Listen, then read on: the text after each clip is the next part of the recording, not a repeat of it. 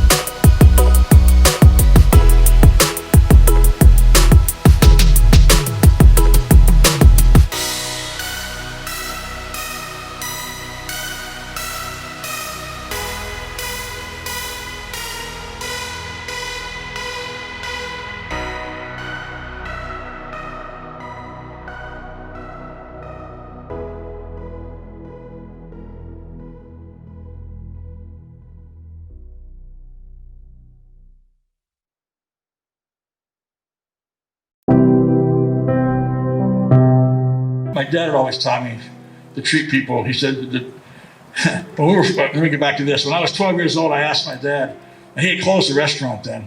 Dad, if I ever have a restaurant like you had, what do I have to do to be successful? I thought I was going to have this big laundry list of stuff to do.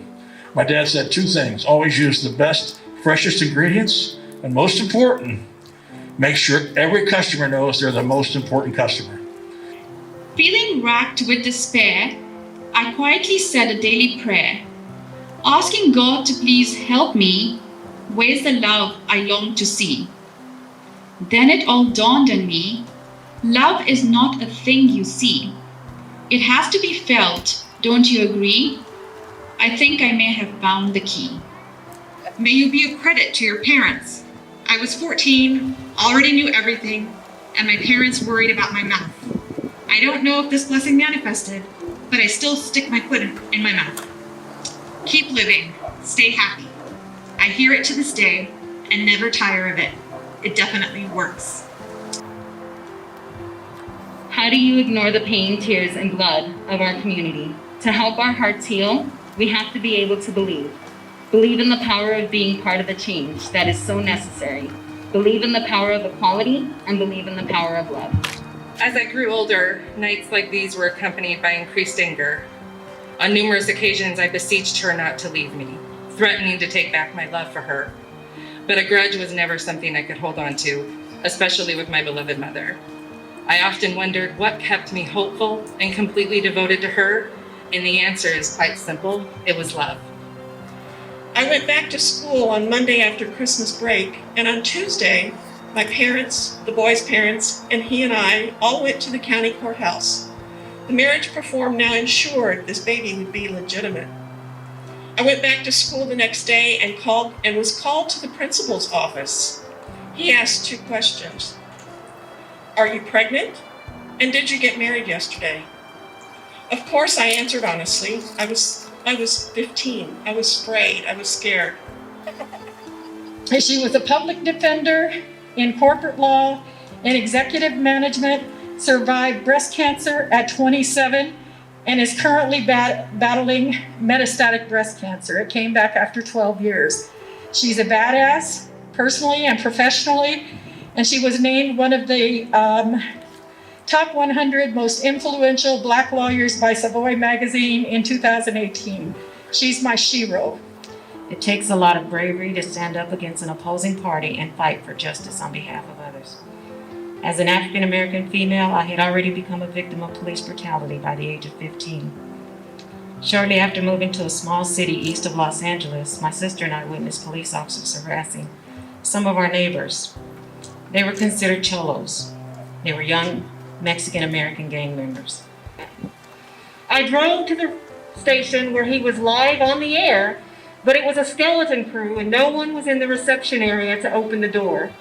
I called one of the reporters from the station that I knew, and he arranged for my gift delivery within the hour. The host never mentioned the gift, nor did he ever say my name again, derogatory or otherwise.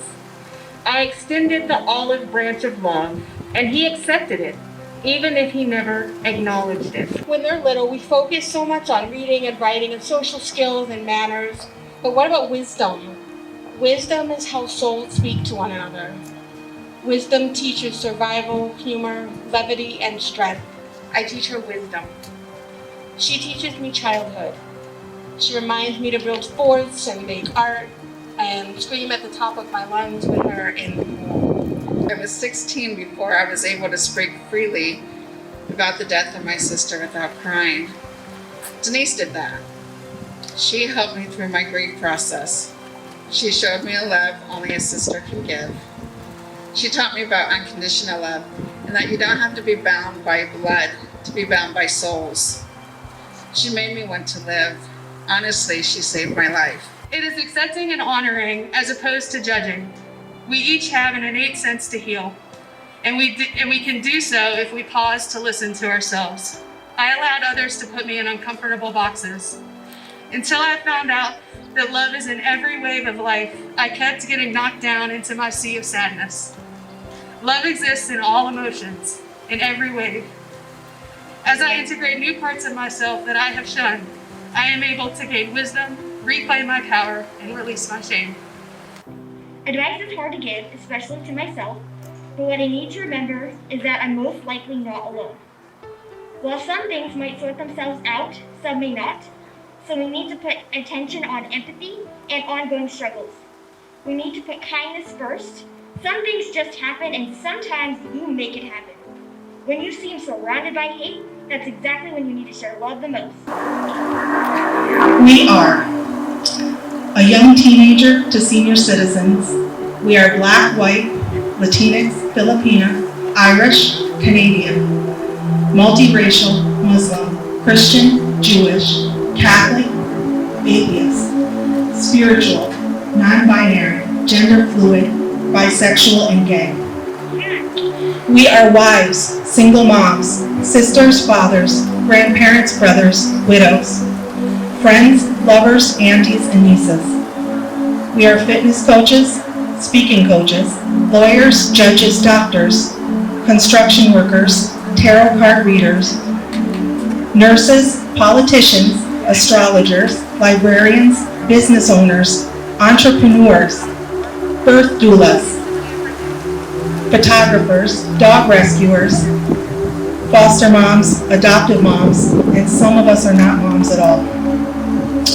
We are neurodiverse, autistic, introverted, extroverted, social justice warriors, vegan, coffee lovers, secret keepers, kindness ambassadors, Guinness Book World Record huggers, artists, overachievers, cancer survivors,